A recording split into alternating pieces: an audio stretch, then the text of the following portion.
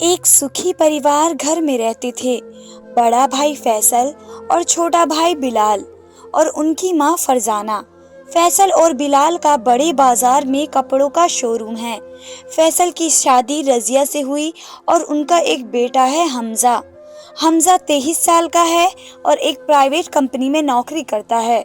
बिलाल की शादी नौशी से हुई और उनके 2 जुड़वा बेटे हैं, आहिर और साहिल, जो अभी 17 साल के हैं। एक दिन सभी साथ बैठकर डिनर कर रहे थे। फरजाना ने फैसल से कहा, बेटा हमजा 23 साल का हो गया है, उसकी अच्छी नौकरी भी लग गई है। सोच रही हूँ क्यों ना उसके लिए लड़की देखना शुरू करूँ। फैसल ने कहा, हाँ सही कह रही हो, मैं भी सोच रहा हूँ हमजा की शादी कर देते हैं। यह सुन हमजा ने कहा, नहीं दादी, अभी मेरी उम्र ही क्या है, अभी मुझे अपना करियर बनाना है, अभी मुझे 2-3 साल तो शादी नहीं करनी। फिर दादी ने कहा, अरे आजकल के बच्चे समझते ही नहीं, आस पड़ोस के तेरी उम्र के लड़कों के घर भी बस गए हैं और बच्चे भी होने वाले हैं। वह देख, तेरा दोस्त आमिर, कल ही उसकी माँ लड्डू लेकर आई थी, दादी बनने वाली है। वह अब मेरा भी मन करता है अपने पर पोते और पोती को गोद में लेने का। इस घर में किसी छोटे बच्चे की किलकारी गूंजे। यह सुन आहिल और साहिल हंस दिए। हमजा ने चिढ़ कर कहा कि क्या दांत दिखा रहे हो, तो वे दोनों चुप हो गए। रजिया भी बोल पड़ी, हाँ अम्मा सही कह रही हैं, अब हमारी भी उम्र हो रही है। हमजा ने कहा, मैंने कब मना किया है, 2 साल बाद कर लूंगा शादी, पहले अच्छे से सेटल हो जाऊं। एक दिन हमजा ऑफिस से घर आया तो घर के बाहर उसे आहिल और साहिल मिले। दोनों ने जोर से कहा, कॉन्ग्रेचुलेशन भैया। हमजा हैरानी से देखा और बोला, किस लिए? तो दोनों खिलखिलाकर हंसते हुए साइकिल से चल दिए। हमजा मन ही मन बड़बड़ा रहा था, ये दोनों बिना बड़े शैतान हो गए हैं। चाचा चाची और दादी ने इन्हें सर पर बैठा कर रखा है। थोड़ा आगे गया तो सुहेल चाचा फोन पर बात कर रहे थे। हमजा को देखकर बोले, बधाई हो। हमजा ने देखा तो फिर फोन पर बात करने लगे। घर में से बहुत अच्छी खाने की महक आ रही थी। हमजा जैसे ही हॉल में गया, दादी मोतीचूर के लड्डू का डिब्बा ले झूले पर बैठी थी। हमजा को देखकर बोली, बधाई हो लल्ला, और एक लड्डू उठाकर हमजा के मुंह में ठूस दिया। हमजा ने पूछा, दादी आज क्या है, सब बधाई क्यों दे रहे हैं? दादी ने कहा, अरे बहू पेट से है। ये सुन हमजा ने कहा, दादी कैसी बात कर रही हो, मेरी तो शादी भी नहीं हुई है और आप? दादी ने कहा, अरे बड़ी बहू, मतलब तेरी माँ पेट से है। ये सुन लड्डू हमजा के गले में फंस गया और उसे धक्का लग गया। हमजा ने कहा, क्या दादी क्या कह रही हो? हाँ, तेरा छोटा भाई या बहन आने वाला है। घर में सब बहुत खुश थे, माहौल ऐसा था जैसे दिवाली है। सबसे ज्यादा तो खुश फरजाना थी, पूरे 17 साल बाद कोई छोटा बच्चा घर में आने वाला था। हमजा अपने कमरे में गया, उसे अब भी अपने कानों पर यकीन नहीं हो रहा था। कुछ देर बाद हमजा खाना खाकर बाहर टहलने के लिए निकला। रोज हमजा खाना खाने के बाद टहलने निकल जाता और अपने आसपास के 2 दोस्तों से भी बातें कर लेता। जुबैर और हमजा बेस्ट फ्रेंड थे, दोनों स्कूल से कॉलेज तक साथ पढ़े। उनका बस चलता तो साथ नौकरी भी कर लेते, पर जुबैर को वहाँ नौकरी नहीं मिली और उनका एक दोस्त और था जिसका नाम था अयान। अयान और हमजा दोनों एक ही ऑफिस में काम करते थे। जैसे ही आज मैंने अयान को देखा तो बोला, कॉन्ग्रेचुलेशन भाई, सुना है तू बड़ा भाई बनने वाला है। हमजा ने हैरानी से पूछा, तुझे कैसे पता? तो अयान ने कहा, तेरी दादी पूरे मोहल्ले में लड्डू बांट रही हैं, तो पता तो चलना ही है। हमजा ने कहा, दादी भी ना पागल हो गई हैं, क्या जरूरत थी यार मम्मी पापा को ये सब करने की, 45 साल की उम्र में माँ, अरे ये सब क्या कहेंगे। मैंने कहा, हाँ यार ये तो है, खैर छोड़ना, चल एक सट्टा मारते हैं। जुबैर भी आ गया, और भाई हमजा, क्या छोटा भाई बहन आने वाला है? अरे ये उनके दादा दादी बनने के दिन थे, खैर छोड़कर यार अंकल को मानना पड़ेगा। और जोर जोर से हंसने लगे। हमजा ने कहा, देख अयान, दिमाग मत खराब कर, पहले ही दिमाग की लगी पड़ी है। जो मैंने अयान को चुप रहने का इशारा किया, पर अयान फिर भी मुस्कुराता रहा। अगले दिन हमजा ऑफिस जा रहा था, पर उसकी गाड़ी पंचर हो गई, तो उसे ऑफिस पहुंचने में देरी हो गई। जैसे ही हमजा ऑफिस पहुंचा, उसे देखकर उसकी सहकर्मी मुस्कुरा दी। फिर दूसरी सहकर्मी ने आकर हंसते हुए कहा, कॉन्ग्रेचुलेशन हमजा। हमजा ने कहा, किस लिए? तो सहकर्मी ने हंसते हुए कहा, तुम्हारा प्रमोशन जो हो गया है। हमजा ये सुनकर खुश हो गया।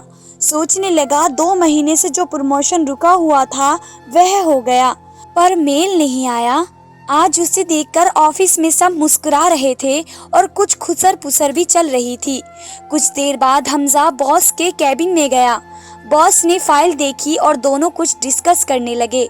फिर बॉस ने कहा, बधाई हो हमजा, मैंने सुना है तुम्हारा छोटा भाई या बहन आ रहा है, तुम्हारा प्रमोशन होने वाला है। यह सुन अब उसे प्रमोशन का मतलब समझ आया। फिर बॉस ने हंसते हुए कहा, एक हम हैं जिनकी शादी को 7 साल हो गए हैं पर अब तक बात न बनी। हमजा ये सुन हैरान हो गया कि ऑफिस में सबको कैसे पता चला। फिर समझ आया कि ये खबरी कौन है। हमजा अयान के पास गया और बोला, जरा बाहर चलकर कुछ बात करनी है। बाहर जाकर हमजा ने अयान से कहा, ये तू ही है ना जिसने पूरे ऑफिस में मेरी माँ के प्रेग्नेंट होने की खबर फैलाई है? साले क्या जरूरत थी ये करने की तुझे? तू मेरा दोस्त है या दुश्मन? अयान ने कहा, अब इसमें छिपाना कैसा, आज नहीं तो कल सबको पता ही चल जाएगा, और हंसने लगा। हमजा वहाँ से चला गया। आज सारा दिन ऑफिस में यही टॉपिक था। उसे बड़ा गुस्सा आ रहा था। रात को हमजा का मूड बहुत खराब था। उसकी गर्लफ्रेंड समायरा का कॉल आया तो बोली, क्या बात, कल से कहाँ गायब हो? ना कोई कॉल ना कोई मैसेज। हमजा ने कहा, बस यार थोड़ा मूड खराब है। समायरा ने पूछा, क्या हुआ बेबी, मुझे बताओ। हमजा ने कहा, यार मेरी मम्मी वह। समायरा ने पूछा, क्या वह?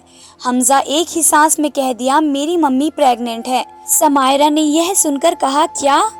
हमजा ने कहा, हाँ, और उस साले अयान का बहुत पेट दुखता है, पूरे ऑफिस में ये खबर फैला दी। समायरा बोली, यह उम्र उनके दादा दादी बनने की है, मेरे मम्मी पापा मिलेंगे तो क्या सोचेंगे? इस उम्र में तुम्हारी माँ एक छोटा बच्चा गोद में लेंगी, कैसी लगेंगी? मेरी मम्मी तो पक्का अब तुमसे मेरी शादी नहीं करेंगी। समायरा ने कहा, ऐसा करो तुम अपनी माँ से कहो अबॉर्शन करा दें। घर में सब बहुत खुश थे, बस हम ही खुश नहीं थे। हमजा सबसे चिड़ा चिड़ा रहने लगा। ऑफिस से घर आने के बाद खाना खाकर कमरे में चला जाता, बाहर घूमने भी नहीं जाता, अपने किसी दोस्त से बात भी नहीं करता। यदि कोई भी जैसे मोहल्ले, ऑफिस में या दोस्तों में किसी बात को लेकर हंसता दिखता तो उसे लगता वह सब उसके बारे में ही बात कर रहे हैं और हंस रहे होंगे। उसे अपने आने वाले भाई या बहन से नफरत होने लगी थी। समायरा भी रोज यही कहती थी कि अपने माँ पिताजी से इस बारे में बात करो, पर हमजा कुछ कहने की हिम्मत नहीं कर पाता था। एक दिन हमजा कमरे में लेटा था। रजिया दूध का गिलास लेकर कमरे में आई और हमजा के पास बैठ गई। रजिया हमजा के बालों को सहलाने लगी और बोली, क्या बात है, आजकल तो तुम बहुत ज्यादा परेशान लगते हो। हमजा ने चिढ़कर कहा, माँ मेरे बालों में हाथ फेरना बंद करो, मैं अब बच्चा नहीं रहा। रजिया ने कहा, बेटा कितना भी बड़ा हो पर माँ बाप के लिए छोटा ही रहेगा। हमजा ने कहा, तो क्या जरूरत थी आपको मेरा भाई या बहन लाने की? मैं हूँ ना, आपके कारण मुझ पर सब लोग हंस रहे हैं। अरे इस बुढ़ापे में एक छोटा बच्चा गोद लेने से कैसी लगोगी? मेरा मजाक उड़ा रहे हैं, कम से कम आप मेरे बारे में तो सोच लेते। रजिया ने कहा, ये तो क्या कह रहा है? हमजा ने गुस्से में कहा, हाँ माँ मैं सच कह रहा हूँ और मैं नहीं मानूंगा उस बच्चे को अपना भाई या बहन। नफरत है मुझे उससे, कभी उसे गोद में भी नहीं उठाऊंगा। और मेरा कितना मजाक बन रहा है। आपको बुढ़ापे में प्रेग्नेंट होने में शर्म नहीं आई माँ?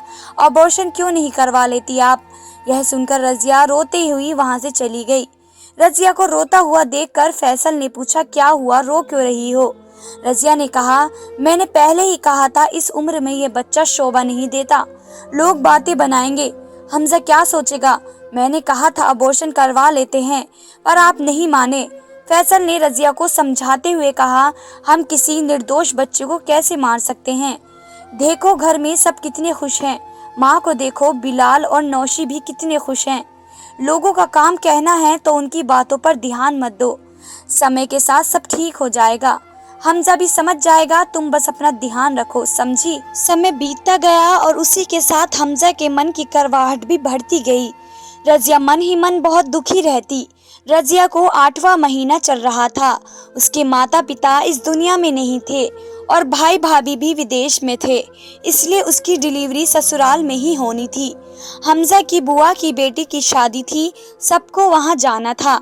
रजिया शादी में नहीं जाना चाहती थी क्योंकि वह जानती थी शादी में उसे इस हालत में सब देखकर सब लोग बातें बनाएंगे।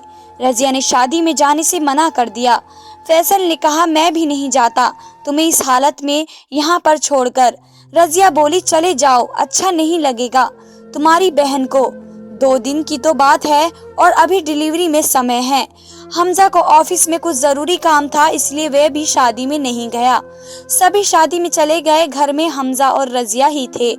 अगले दिन शाम को हमजा ऑफिस से आया और खाना खाकर अपने कमरे में चला गया। समायरा से बात करने लगा। रजिया भी अपने कमरे में थी। कुछ देर बाद रजिया के चिल्लाने की आवाज आई। हमजा फोन पटक कर रजिया के कमरे की तरफ भागा। वह दर्द से करहा रही थी। हमजा ने पूछा, क्या हुआ मम्मी? रजिया ने कहा, बेटा जल्दी से मुझे अस्पताल ले जाओ। हमजा रजिया को अस्पताल ले गया और समायरा का भी इस बीच फोन आया कि क्या हुआ हमजा? हमजा ने समायरा को कहा, वे सिटी हॉस्पिटल लेकर माँ को जा रहा है। कुछ देर बाद समायरा भी अस्पताल आ गई। रजिया को एडमिट कर लिया गया। उसे लेबर पेन शुरू हो गए थे। माँ को इस दर्द और तकलीफ में देखकर हमजा की आंखें नम थी। वह बहुत बेचैन था। उसकी माँ दर्द से तड़प रही थी और चिल्लाने की आवाज आ रही थी। कुछ देर बाद रजिया को ऑपरेशन थिएटर में ले गए। हमजा और समायरा बेचैनी से बाहर घूम रहे थे। कुछ देर बाद बच्चे के रोने की आवाज सुनाई दी। हमजा उत्सुकता से बोला, समायरा तुम्हें बेबी के रोने की आवाज आई? फिर कुछ देर बाद नर्स ने लाकर एक छोटी सी प्यारी सी बच्ची हमजा के हाथों में दे दी, जिसे देखकर हमजा देखता ही रह गया। उसकी आंखें नम थी। उस बच्ची ने भी अपनी नर्म नाजुक उंगली से हमजा की उंगली को छुआ। हमजा ने उस बच्चे को देख समायरा से कहा, सच में एक बच्चे को पैदा करने में कितना दर्द और तकलीफ सहना पड़ती है, उसका अंदाजा भी नहीं लगा सकता। यह बात आज मुझे समझ आई। कितनी कठिनाई का सामना करना पड़ता है एक माँ को बच्चे को पैदा करने में। उस समय हम पैदा होने वाले रहते हैं तो हमें पता नहीं चलता, पर आज माँ को देखकर समझ आया कि एक माँ कितना दर्द सहती है। उसका वह दर्द कोई बांट नहीं सकता। सच में बच्ची की पहले रोने की किलकारी सुनकर हमजा बहुत इमोशनल हो गया। जानती हो, मैं इस बच्ची से नफरत करने लगा था। सोचा था हाथ तक नहीं लगाऊंगा, पर इसे देखकर सब भूल गया। इन सब में माँ पिताजी की क्या गलती? बच्चा तो भगवान की देन है और मैं माँ को इस नाजुक प्यारी फूल सी बच्ची को मारने को कह रहा था। हमजा ने उस बच्चे को बाहों में भर लिया। समायरा ने कहा, सच कहा फैसल, मैंने पढ़ा भी था कि ये दर्द शरीर की एक साथ 20 हड्डियां फ्रैक्चर हो जाने के समान होता है। आज आंखों से देखा। सॉरी, मैंने तुमसे वह सब कहा। ये दर्द एक माँ ही सह सकती है और सबसे ज्यादा वही अपने बच्चे को प्यार भी करती है। कुछ देर बाद रजिया को कमरे में शिफ्ट कर दिया गया। अपनी बेटी को गोद में लेकर वह बहुत खुश थी और उसके आगे अपना दर्द भूल गई थी। हमजा भी बहुत खुश था। कुछ देर बाद उसके पापा और दादी अस्पताल आ गए और हमजा जाकर बाजार से मिठाई ले आया। उसने पूरे अस्पताल में खुश होकर मिठाई बांटी। उसे खुश देखकर उसकी माँ भी खुश थी और फैसल भी। हमजा ने रजिया से कहा, माँ मुझे माफ कर दो, मैंने सोचा लोग क्या कहेंगे, सब मेरा मजाक बना रहे हैं, इस कारण गुस्से में मैंने आपको ना जाने क्या क्या कह दिया। मैंने लोगों की परवाह की, आपकी नहीं, और नन्ही बच्ची के बारे में भी नहीं सोचा। सच में माँ कितनी तकलीफ सहन करके एक बच्चा पैदा होता है और कुछ लोग उस माँ की परवाह नहीं करते, भूल जाते हैं माँ के दर्द और प्यार को किस तरह। एक माँ 9 महीने कोख में रखती है, अपने खून से सींचती है और कितना कुछ सह कर बच्चे को जन्म देती है। बात भूल जाते हैं और माँ बाप को बुढ़ापे में छोड़ देते हैं। लव यू माँ, लव यू परी, कहते हुए हमजा ने अपनी माँ का हाथ पकड़ लिया। उस नन्ही परी का घर में बहुत धूमधाम से स्वागत हुआ। अब उन तीनों भाइयों को एक प्यारी बहन मिल गई थी। सभी बहुत खुश थे। बस हमजा को कोई फर्क नहीं पड़ता कौन क्या कहता है। वह अपनी बहन परी के साथ बहुत खुश था। 3 साल बाद हमजा ने समायरा के बारे में भी घर में बता दिया। समायरा की मम्मी पापा से बात की और दोनों की शादी तय हो गई। कुछ समय बाद हमजा घोड़ी पर बैठा था और उसके भाई बहन डांस कर रहे थे। छोटे छोटे भाइयों के बड़े भैया गाने पर सब बहुत खुश थे। दोस्तों, उम्मीद करती हूँ स्टोरी अच्छी लगी होगी। अगर अच्छी लगी है तो प्लीज चैनल को सब्सक्राइब और वीडियो को लाइक जरूर कर दें। धन्यवाद दोस्तों।